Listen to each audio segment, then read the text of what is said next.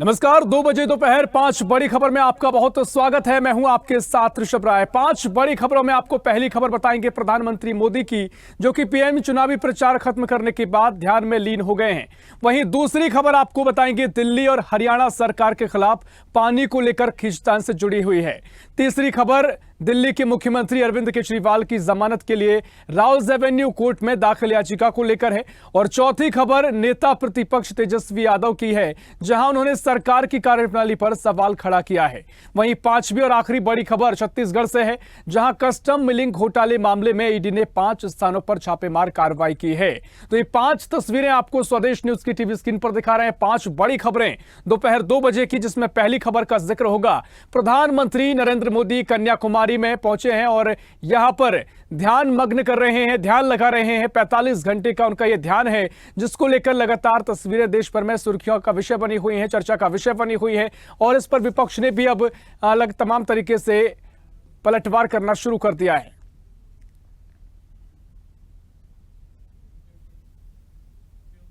तो चलिए अब खबरों को जानेंगे विस्तार से, जहां पहली खबर प्रधानमंत्री मोदी चुनावी प्रचार खत्म करने के बाद अब ध्यान में लीन हो गए हैं। इस समय वे कन्याकुमारी के स्वामी विवेकानंद रॉक मेमोरियल के ध्यान मंडपम में मेडिटेशन कर रहे हैं। और उस मेडिटेशन का पहला वीडियो भी सामने आ गया है, जिसमें पीएम की तरफ से ओमकार का जाप किया जा रहा है। उनकी आंखें बंद हैं और वे ज्ञान की मुद्रा में बैठे हुए हैं। तस्वीरें भी आपको स्वदेश न्यूज की टीवी स्क्रीन पर दिखा रहे हैं, जहां पीएम मोदी 45 घंटे तक इसी तरह ध्यान में रहने वाले हैं। और इन 2 दिनों के लिए पीएम की एक खास डाइट भी तैयार की गई है, जिसमें कोई अन्न शामिल नहीं है। जानकारी मिली है कि मेडिटेशन के दौरान पीएम मोदी सिर्फ तरल डाइट पर रहने वाले हैं। शरीर हाइड्रेट रखने के लिए वे जरूरत पड़ने पर नारियल पानी और अंगूर के जूस का भी सेवन करेंगे। बड़ी बात यह है कि प्रधानमंत्री मोदी इस ध्यान के वक्त पूरी तरह मौन व्रत धारण करेंगे और साथ ही उनकी तरफ से किसी से कोई बातचीत नहीं की जाएगी। यानी इन 45 घंटे तक पीएम मोदी कोई बातचीत नहीं करेंगे, मौन व्रत धारण रखेंगे। और अब पीएम मोदी का यह ध्यान ज्यादा सुर्खियों में इसलिए बना हुआ है क्योंकि आज से ठीक 131 साल पहले इसी जगह पर स्वामी विवेकानंद ने भी कुछ इसी तरह से 2 दिन का ध्यान लगाया था। अब उसी कड़ी में, उसी अंदाज में, उसी मुद्रा में पीएम मोदी भी ध्यान लगा रहे हैं। तो वह कहीं ना कहीं इस पर सियासत भी गरमाई है। सियासत की वजह यह है कि विपक्ष ने आरोप लगाए हैं कि आचार संहिता का उल्लंघन विपक्ष से कह रहा है, क्योंकि ये तस्वीरें सोशल मीडिया और मीडिया पर काफी सुर्खियां बनी हुई हैं। लेकिन क्या कुछ पीएम मोदी का ये प्लान है, क्या कुछ रणनीति है, तमाम बातों पर हम चर्चा करेंगे, जानकारी लेंगे। सीधा न्यूज रूम से हमारी सहयोगी गरिमा श्रीवास्तव हमारे साथ लाइव जुड़ गई हैं। गरिमा, पीएम मोदी कन्याकुमारी पहुंचे हैं और यहां पर ध्यान में है। 45 घंटे का उनका पूरा ध्यान का ये पूरा समय निर्धारित किया गया है।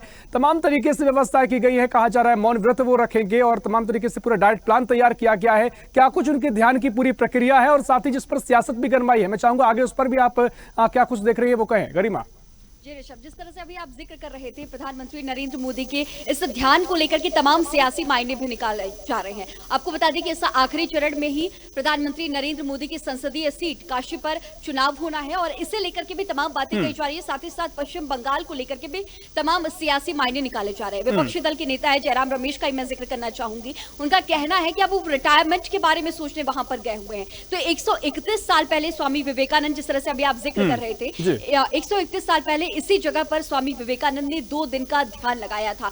और इसे लेकर के तमाम तरह की बातें भी सामने आई हैं। 29 तारीख को जिस तरह से कांग्रेस ने चुनाव आयोग में इसे लेकर के शिकायत की और कहा कि ये चुनाव के आदर्श आचार संहिता का पूरी तरह से उल्लंघन है, मीडिया इनके तस्वीरों को, इनके वीडियोस को प्रसारित न करे, किसी भी तरह के प्रसारण न किए जाए। लेकिन इसके साथ ही मैं एक जो लोक प्रतिनिधित्व अधिनियम 1951 में जो धारा 126 है उसका जिक्र करना चाहूंगी ऋषभ, कि इस कानून में इसे लेकर के किसी भी तरह की कोई रोकथाम की बातें नहीं कही गई हैं। और इसके साथ ही ऐसा पहली बार नहीं है जब देश के प्रधानमंत्री नरेंद्र मोदी इस तरह की ध्यान मग्न होकर के ध्यान लगा रहे हो। 2019 में भी चुनाव आयोग की तरफ से परमिशन दिया गया था। देश के प्रधानमंत्री नरेंद्र मोदी ने 2019 में भी ध्यान लगाया था। तो तमाम तरह के सियासी मायने निकाले जा रहे हैं। विपक्षी दल तमाम तरह के आरोप लगा रहा है, लेकिन चुनाव को लेकर के, आदर्श आचार संहिता को लेकर के जिस तरह से तमाम आरोप लगाए गए हैं, चुनाव आयोग की तरफ से पूरी तरह से क्लियरेंस है कि ये किसी भी तरह से आदर्श आचार संहिता का उल्लंघन नहीं है। चुनाव के दौरान इस तरह से ध्यान साइलेंट मुद्रा में किया जा सकता है। निश्चित तौर पर देखिए गरिमा, महत्वपूर्ण बात यह भी हो जाती है कि प्रधानमंत्री मोदी एक राजनेता है और उनका हर एक कदम जो भी वो करते हैं, जो भी उनकी रणनीति होती है, वो एक पूरी रणनीति के तहत उनकी प्रक्रिया होती है। जिस तरीके से 2019 का जिक्र आपने किया, जब वो केदारनाथ भी पहुंचे थे, वहां पर भी ध्यान लगाया था। और सबसे महत्वपूर्ण बात, वो तस्वीरें भी काफी साझा होती हैं, क्योंकि कहीं ना कहीं रणनीति का एक हिस्सा है कि तस्वीरें भी पहुंचे। हालांकि जो निर्वाचन आयोग के पूरे नियम है, कोड ऑफ कंडक्ट है, उसके हिसाब से किसी भी तरीके से आचार संहिता का उल्लंघन नहीं है, लेकिन विपक्ष हमलावर है। मैं आपसे जानना चाहूंगा कि क्या कुछ इसका असर पड़ेगा, क्योंकि पीएम मोदी अगर वहां जाते हैं, विवेकानंद जी ने 131 साल पहले यही प्रक्रिया अपनाई थी, तो क्या बंगाल को साधने की पूरी कोशिश पीएम मोदी की है? और इसके अलावा अन्य राज्यों में भी, क्योंकि एक धार्मिक कहीं ना कहीं एजेंडा जो हिंदुत्व का बीजेपी का रहता है, उसको भी यहां पर परखने की कोशिश है और उसके जरिए वोटर्स को साधने की कोशिश की जाएगी। देखिए, कन्याकुमारी की अपनी धार्मिक मान्यता पहले से ही है और स्वामी विवेकानंद ने इसी जगह पर ध्यान किया था 131 साल पहले। लेकिन चुनाव को अगर इसे जोड़ते हुए हम देखें तो कई चुनावी मायने भी निकल के सामने आ रहे हैं। लगातार विपक्षी दल के आरोप थे। हमने जब 2024 में प्राण प्रतिष्ठा देखा ऋषभ, तो उसे लेकर के विपक्षी दल तमाम आरोप लगा रहे थे। धर्म के नाम पर वोटों की तुष्टिकरण न की जाए, इसे लेकर के शिकायत भी दर्ज कराई गई। चुनाव आयोग की तरफ से बीजेपी के राष्ट्रीय अध्यक्ष जेपी नड्डा को प्रधानमंत्री के भाषणों को लेकर के, और वहीं दूसरी तरफ कांग्रेस के अध्यक्ष मल्लिकार्जुन खड़गे को राहुल गांधी के भाषणों को लेकर के तमाम तरह की जो नोटिस है उसे भी जारी किया गया था। लेकिन धर्म के नाम पर, और कहीं ना कहीं ये देखा भी जाता है ऋषभ कि धर्म के नाम पर जो वोट देने वाली जनता है वो भारत देश में बहुत ज्यादा है, और वो बीजेपी कहीं ना कहीं ये स्ट्रेटेजी समझती भी है। और जिस तरह से हमने ये भी देखा कि जब 2019 का चुनाव का जब परिणाम सामने आया था, तो उसके बाद लगातार कहा जा रहा था कि अयोध्या तो सिर्फ झांकी है, काशी मथुरा बाकी है। काशी में भी हमने देखा विशाल कॉरिडोर का निर्माण हुआ, अयोध्या में भी हमने देखा राम मंदिर का निर्माण हुआ, प्राण प्रतिष्ठा भी हुई, और अब मथुरा पे भी जिस तरह से पूरा फोकस है, एएसआई सर्वे भी कराए जा रहे हैं। तो तमाम धर्म को लेकर के भी राजनीतिक मायने और जनता का भी ध्यान आकर्षण कहीं ना कहीं बीजेपी की तरफ इसी वजह से देखा भी जाता है। निश्चित तौर पर देखिए, सियासत गरमाई है, देखना महत्वपूर्ण होगा कि क्या तस्वीर नजर आएगी। लेकिन अभी जो पीएम मोदी की तस्वीर है वो काफी वायरल हो रही है। फिलहाल बहुत शुक्रिया गरिमा आपका तमाम जानकारी साझा करने के लिए। तो ये अपडेट आपको दे दें, जहां पीएम मोदी कन्याकुमारी में ध्यान लगा रहे हैं और सियासत भी गरमाई हुई है। रुक करेंगे अगली बड़ी खबर की ओर, जहां दिल्ली और हरियाणा सरकार के खिलाफ पानी को लेकर खींचतान लगातार जारी है। इसी मामले में दिल्ली सरकार अब सुप्रीम कोर्ट पहुंच गई है। दिल्ली सरकार ने सर्वोच्च अदालत में याचिका दाखिल की है। उन्होंने हरियाणा, दिल्ली और हिमाचल प्रदेश से पानी की मांग की है। उन्होंने कहा कि 1 महीने अतिरिक्त पानी दिया जाए। इससे पहले दिल्ली की जल मंत्री आतिशी ने आरोप लगाते हुए कहा था कि रिकॉर्ड तापमान के बीच हरियाणा सरकार दिल्ली के हिस्से के पानी की कटौती कर रही है। इधर बीजेपी का कहना है कि दिल्ली सरकार ने कृत्रिम जल संकट उत्पन्न किया है। जल बोर्ड के पूर्व सदस्य जयप्रकाश जेपी ने भी पानी की समस्या पर जल बोर्ड को पत्र लिखकर विरोध दर्ज किया है। महिलाओं का कहना था कि दिल्ली में केजरीवाल सरकार के भ्रष्टाचार के कारण उत्पन्न हुए जल संकट से पूरी दिल्ली परेशान है। मोर्चा अध्यक्ष ऋचा पांडे मिश्रा ने कहा कि महिलाएं 52 डिग्री तापमान में भी घर से बाहर सिर्फ पानी संकट को लेकर निकलने को मजबूर हुई हैं। और इसी खबर पर और भी जानकारी के लिए दिल्ली से हमारी सहयोगी तनु बालियान हमारे साथ लाइव जुड़ गई हैं। तनु, दिल्ली में पानी का संकट गहरा गया है, गर्मी अपने चरम पर है, लगातार जो पारा बढ़ता दिखाई दे रहा है, अपने कई रिकॉर्ड तोड़ रहा है। फिलहाल जो पानी का संकट गहराया है, सियासत तेज हुई है, क्या कुछ वजह है, क्या कुछ तस्वीर नजर आ रही है? पहली बार नहीं है जब गर्मियों में जल संकट जो है वो मंडरा रहा है। पिछले कई सालों से मैं दिल्ली की तस्वीर देख रही हूँ, जब कहीं बार ऐसा हमने देखा है कि गर्मियों ऐसे हैं दिल्ली के जो पानी की एक एक बूंद को तरस जाते हैं। वहीं अगर बात की जाए चाणक्यपुरी की, अशोक विहार की, तमाम ये ऐसे इलाके हैं। चाणक्यपुरी में तो कई देशों के दूत आवास भी हैं ऋषभ, उसके बावजूद वहां के जो लोग हैं वो 2 से 3 घंटे एक टैंकर का इंतजार करते हैं और उसके बाद पानी आता है। वहां पर सप्लाई का पानी नहीं है, जहां पर बोरवेल है वहां पर लोग बोरवेल से पानी भरते हैं और उसके बाद टैंकर का जो है वो इंतजार करते हैं कि टैंकर आएगा तब वो अपने जो पानी है वो भरेगा। तो जिस तरीके से कहा जाता है, अरविंद केजरीवाल लगातार प्रचार प्रसार कर रहे थे और लगातार ये बात कह रहे थे ऋषभ कि हम दिल्ली में 20 लीटर पानी मुफ्त दे रहे हैं, बिजली जो है वो दे रहे हैं 200 यूनिट तक फ्री। अगर बिजली की बात की जाए तो बिजली में कोई कटौती नहीं हो रही है, कोई कट नहीं लगता दिल्ली के अंदर, ये बात बिल्कुल सही है। लेकिन पानी के लिए सवाल पूछना यहाँ पर जायज है आम आदमी पार्टी से, जल मंत्री आतिशी से, कि पहले से इंतजाम क्यों नहीं किए गए। क्योंकि जिस तरीके से हम ये जो तस्वीर देख रहे हैं, 50 डिग्री के पार हो गया है पारा और लोग जो है वो हीट स्ट्रोक से ग्रस्त हो रहे हैं। ऐसे में महिलाएं खास खासकर अपने छोटे छोटे बच्चों के साथ जो है वो 2-3 घंटे लाइन में लगी हुई हैं और पानी का टैंकर जो है उसका इंतजार कर रही है। हालांकि अब आतिशी जो है आम आदमी पार्टी सुप्रीम कोर्ट पहुंची है और सुप्रीम कोर्ट में ये बात कही है कि हमें हरियाणा से, उत्तर प्रदेश से जो पानी है वो दिलवाया जाए, पानी की व्यवस्था की जाए। वहीं अरविंद केजरीवाल ने भी पोस्ट कर ये बात कही कि ये मामला अब राजनीति का नहीं है, इस पर राजनीति ना की जाए, क्योंकि जिस तरीके से हम देख रहे हैं बीजेपी जो है वो लगातार हमलावर हो रही है। वीरेंद्र सचदेवा बीजेपी अध्यक्ष जो है वो लगातार महिलाओं के साथ प्रदर्शन कर रहे हैं, मटका लेकर प्रदर्शन कर रहे हैं, बॉटल्स लेके प्रदर्शन किया जा रहा है। तो अरविंद केजरीवाल कह रहे हैं राजनीति का वक्त नहीं है, समस्या का समाधान जो है वो निकालना पड़ेगा। लेकिन हर साल दिल्ली से ऐसी तस्वीरें सामने आती है जो सवाल खड़ा करती है कि आखिर जो बड़े बड़े दावे किए जाते हैं चुनाव प्रचार प्रसार में वो जमीन पर क्यों नहीं दिखाई देते और क्यों जो वहां पर जो टंकियां लगी हुई हैं वो खाली हैं।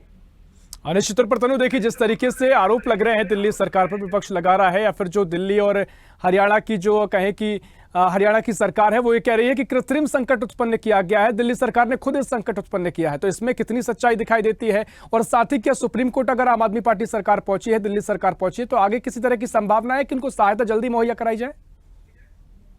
जी बिल्कुल ऋषभ, जिस तरीके से हम तस्वीरें दिल्ली से देख रहे हैं और सुप्रीम कोर्ट का रुख भी आम आदमी पार्टी ने किया है, तो मुझे ऐसा लगता है कि सुप्रीम कोर्ट जो है वो जरूर इस पर विचार विमर्श करेगा और सुनवाई होगी और कहीं ना कहीं जो राहत है वो दिल्ली वासियों को जरूर मिलेगी। लेकिन जिस तरीके से जल मंत्री आतिशी जो है वो लगातार आरोप लगा रही है कि हरियाणा ने हमारा पानी बंद कर दिया, और वीरेंद्र सचदेवा ये बात कह रहे हैं कि आप पंजाब से पानी ले सकते हैं, आप हमेशा इस तरीके के नौटंकी क्यों करते हैं? और ये बात बिल्कुल सही भी है ऋषभ, क्योंकि हर साल दिल्ली से यही तस्वीरें सामने आती है और अब की बार तो 50 के पार पारा हो गया, तो पहले से इंतजाम क्यों नहीं किए गए?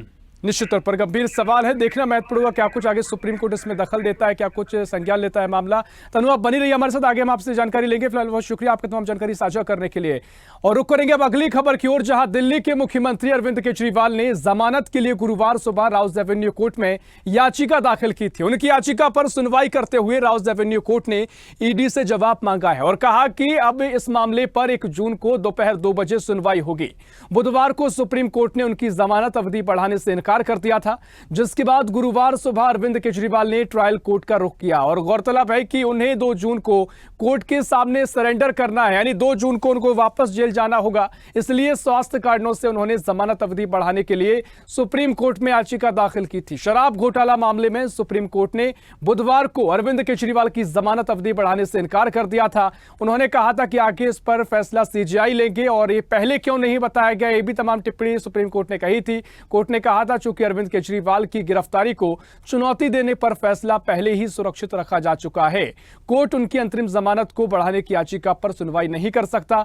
कोर्ट ने यह भी कहा कि अंतरिम जमानत बढ़ाने की याचिका का मुख्य याचिका से कोई संबंध नहीं है, यानी अब कहीं ना कहीं इस मामले पर भी लगातार मामला तूल पकड़ता जा रहा है। जमानत याचिका पर 1 जून को सुनवाई होगी। और इसी खबर पर और जानकारी के लिए दिल्ली से हमारी सहयोगी तनु बालियन लगातार हमारे साथ लाइव जुड़ी हुई है। तनु, अरविंद केजरीवाल की अंतरिम जमानत याचिका पर लगातार जो सियासत भी गरमाई है, फिलहाल जो 1 जून को सुनवाई होनी है, क्या कुछ अपडेट है और क्या कुछ तस्वीर आप देख रहे हैं? जी बिल्कुल ऋषभ, देखिए जिस तरीके से अरविंद केजरीवाल ने 7 दिन की जो अंतरिम जमानत है उसको बढ़ाने के लिए सुप्रीम कोर्ट का रुख किया था और उसके बाद गुरुवार को ट्रायल कोर्ट का उन्होंने रुख किया। हालांकि कल जब सुनवाई होगी तब देखने वाली बात होगी, क्योंकि लगातार जो अरविंद केजरीवाल के वकील है अभिषेक मनु सिंघवी वो ये कह रहे हैं कि उनके कुछ टेस्ट होने हैं और जो लक्षण उनमें दिखाई दे रहे हैं वो किसी गंभीर जो है बीमारी के संकेत है। तो इसको लेकर ट्रायल कोर्ट का जो है वो रुख किया गया है। लेकिन जिस तरीके से सुप्रीम कोर्ट ने साफ इनकार कर दिया था और सीजीआई के ऊपर ये बात कही गई थी कि सीजीआई जो है वो इस मामले की सुनवाई करेंगे, लेकिन अरविंद केजरीवाल को राहत नहीं मिली थी। अब जब कल सुनवाई होगी तमाम दलीलें अभिषेक मनु सिंघवी की तरफ से दी जाएगी और तमाम जो है वो ईडी से भी जवाब जो मांगा है तो ईडी भी अपना जवाब जो है वो कोर्ट में दाखिल करेगी और देखने वाली बात होगी ऋषभ की क्या उनको राहत मिलती है या फिर जाना पड़ेगा। हालांकि आज अरविंद केजरीवाल ने खुद प्रेस कॉन्फ्रेंस कर ये बात कही है कि मुझे 2 तारीख को वापस जाना है। मैं दिल्ली वासियों से कहूंगा कि वो मेरे माँ बाप का ध्यान रखे, मेरी फैमिली का ध्यान रखे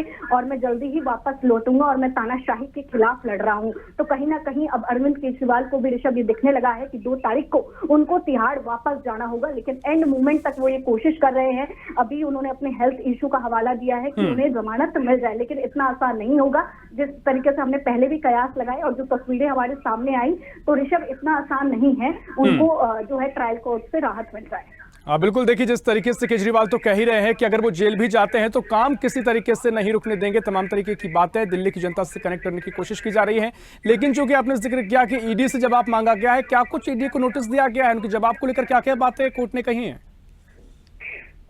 जी बिल्कुल ऋषभ, जिस तरीके से हमने देखा ये पूरा केस जो अभी चल रहा था सुप्रीम कोर्ट में, फिर अब ट्रायल कोर्ट में जमानत याचिका दायर की गई, तो ट्रायल कोर्ट से ईडी ने जो है ईडी से जवाब मांगा है और ये बात कही है कि आप हमें जो है ये बताएं कि जो अभी तक इस मामले में जांच हुई है उसका ब्यूरो हमें पूरा दे कि क्या क्या इसमें जांच हुई है। और मेडिकल इश्यूज को लेकर भी उसमें मेंशन किया गया है कि आप हमें मेडिकल इश्यूज के बारे में भी जो बताए, तमाम बातें केजरीवाल की तरफ से जरूर कही गई है लेकिन आप भी हमें बताएं। लेकिन ईडी लगातार ये बात कहती आई है कि अरविंद केजरीवाल बिल्कुल भी कॉपरेट नहीं करते और हम अभी जांच कर रहे हैं। और वहीं अरविंद केजरीवाल ये कहते हैं कि जांच जब तक चलेगी, जब तक अंदर रहेंगे, क्या जिस तरीके से मनीष सिसोदिया भी, सत्येंद्र जैन भी अंदर थे, हालांकि जो संजय सिंह है वो बाहर आ गए, लेकिन तमाम जो बड़े दिग्गज मंत्री हैं वो अभी भी जेल के अंदर है। तो तमाम बातें ईडी को बोली गई है कि आप अपना मेंशन करके दें, अपना जवाब दाखिल करें। तो ईडी जो है ये जवाब कल भी दाखिल कर सकता है, हो सकता है कल ही दाखिल करे ऋषभ। तो देखने वाली बात होगी क्या कुछ जवाब में कहा जाता है।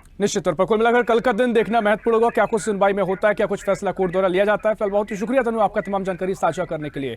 और अब रुक करेंगे अगली खबर की ओर, जो कि बिहार से है। बिहार विधानसभा में नेता प्रतिपक्ष तेजस्वी यादव ने सरकार की कार्यप्रणाली पर सवाल खड़ा किया है। उन्होंने कहा कि बिहार का प्रशासन मुख्यमंत्री आवास के बदले राजभवन से चल रहा है। बिहार का प्रशासन का काम राजभवन से गवर्नर देख रहे हैं, अधिकारियों को बुलाकर उनसे समीक्षा कर रहे हैं। जेडीयू वाले लोग अपनी सीटों पर लगे हुए हैं और बीजेपी के लोग अपनी सीटों को बचाने में जुटे हैं। ये चीजें बता रही हैं कि 4 जून के बाद कुछ बड़ा होगा। उन्होंने कहा कि जब से हमने कहा है कि हमारे चाचा अपनी पार्टी को बचाने के लिए 4 जून को कोई बड़ा फैसला ले सकते हैं, तब से वे प्रचार में नहीं निकले हैं। तेजस्वी यादव ने उन 3 कारणों का खुलासा किया है जिसके आधार पर प्रधानमंत्री नरेंद्र मोदी की चुनाव में हार होगी। तेजस्वी यादव ने कहा कि यही 3 वजह हैं कि जो नरेंद्र मोदी को चुनाव हरवा रही हैं। उन्होंने कहा कि मोदी को उनकी 3 महबूबा चुनाव हरवा रही हैं।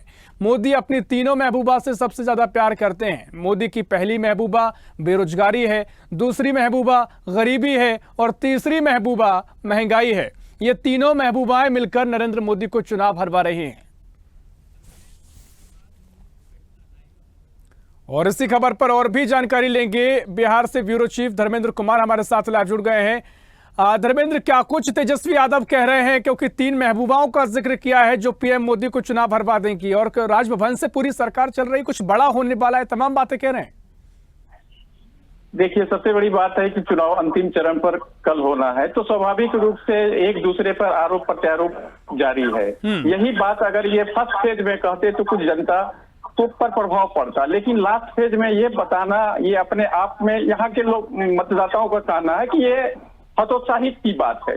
जिस तरह से बताया जा रहा है तेजस्वी जी के माध्यम से, तेजस्वी के माध्यम से कि गवर्नर हाउस में सारा सिस्टम शिफ्ट हो गया है और अपने चुनाव कार्य प्रणाली पर बंद कर दिए हैं, इधर उधर घूमना बंद कर दिए हैं। तो मुझे यहाँ के स्थानीय लोगों से ये कहना है कि ऐसी बात नहीं है। चुनाव अंतिम चरण पर है तो एक दूसरे पर आरोप लगाकर जनता को के बीच में अपनी वाहवाही लूटने का प्रयास करते हैं। जिस तरह की ये महबूबा वाली बात जब आई तो इस पर बहुत लोगों ने अपनी नाराजगी भी व्यक्त किया। यहाँ तक कि यह कहा कि अगर कोई भी व्यक्ति का पुत्र अगर परीक्षा देने के लिए एग्जामिनेशन हॉल जाता है और एग्जामिनेशन हॉल में देने के बाद घर वापस आता है तो माता पिता पूछता है अपने पुत्र से, बेटा कैसा परीक्षा गया और कैसा रहेगी, तो स्पष्ट रूप से कहता है कि मैं पापा मम्मी मैं तो अच्छी परीक्षा दी हूँ और मुझे लगता है कि मैं सफल होंगे। तो इस तरह की बातें जब आम जनता द्वारा बातें आ गई तो निश्चित रूप से ये एक दूसरे का आरोप प्रत्यारोप की हिस्सा मान रहा, न कि इसे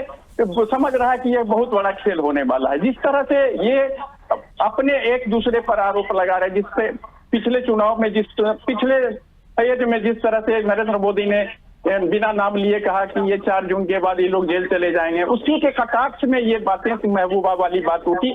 अगर ये बेरोजगारी और बेरोजगारी, महंगाई, गरीबी की बात जिस भाव से बोलते महबूबा उसमें नहीं जोड़ता, तो वो बात थोड़ी सी जनता में सटीक बैठती और जनता को लगता कि बात सही है। लेकिन महबूबा जोड़ के ये इन्होंने खुद अपने बात को हास्यास्पद बता दिया। यहाँ के स्थानीय मतदाताओं का कहना है, मुझे ये मतदाताओं का कहना है कि ये अगर इसी चीज को अगर इस ढंग से परोसते जनता के बीच की महंगाई, बेरोजगारी, गरीबी एक बहुत बड़ा फैक्टर है जो कि केंद्र सरकार इसे नकार रही है, तो ये प्रभाव जरूर निस्संदेह जनता पर पड़ता, वोटरों पर पड़ता। लेकिन लोग इसको मजाक में ले लिया है कि महबूबा सब जोड़ने से खुद मजाक बन गई है ये बातें, और ये बातें मजाक बनकर चर्चा हो रही है। क्योंकि पिछले आम सभा में नरेंद्र मोदी बिना नाम लिए जो बोल दिए कि मैं 4 जून के बाद ये लोग जेल जाएंगे, तो उसका प्रतिफल का जवाब है, उसका जवाब ये है कि महंगाई वाली बात आ गई सामने। जी निश्चित तौर पर क्या कुछ सियासी मायने हैं, कितना असर होगा, ये तो समय ही बताएगा। फिलहाल बहुत शुक्रिया रविंद्र आपका तमाम जानकारी साझा करने के लिए। तो तमाम तरीके से यहां पर पीएम मोदी पर, केंद्र सरकार पर निशाना साधते नजर आए केजरीवाल। रुक करेंगे अगली खबर की ओर, जहां छत्तीसगढ़ में ईडी की रेड देखने को मिली है। कस्टम मिलिंग घोटाले मामले में ईडी ने 5 स्थानों पर छापेमार कार्रवाई की है और ईडी टीम ने इस मामले में रायपुर और दुर्ग में 2 और खरोरा में 1 स्थान पर छापा मारा है। राइस कारोबारी और छत्तीसगढ़ प्रदेश राइस एसोसिएशन के पूर्व महासचिव प्रमोद अग्रवाल के ठिकाने पर दबिश दी गई है। ईडी टीम ने राइस मिल, ऑफिस और निवास पर छापा मारा है। कारोबारी प्रमोद अग्रवाल के खरोरा और रायपुर स्थित ठिकानों पर दबिश दी गई। दुर्ग में एक कारोबारी के 2 ठिकानों जो कि मार्कफेड के पूर्व एमडी मनोज सोनी से जुड़े हैं पर छापा डाला गया। ईडी द्वारा गिरफ्तार रोशन चंद्राकर से पूछताछ में मिले क्लू के बाद छापेमार कार्रवाई की गई है। छत्तीसगढ़ के कस्टम मिलिंग घोटाले में पूर्व एमडी मनोज सोनी और राइस मिलिंग के पूर्व कोषाध्यक्ष रोशन चंद्राकर की गिरफ्तारी के बाद कई अन्य लोगों के नाम सामने आए। इसके बाद अब ईडी ने छापेमार कार्रवाई की है और आज सुबह जिनके यहां छापा पड़ा है वो इन दोनों आरोपियों से मिलकर पूरा खेल कर रहे थे।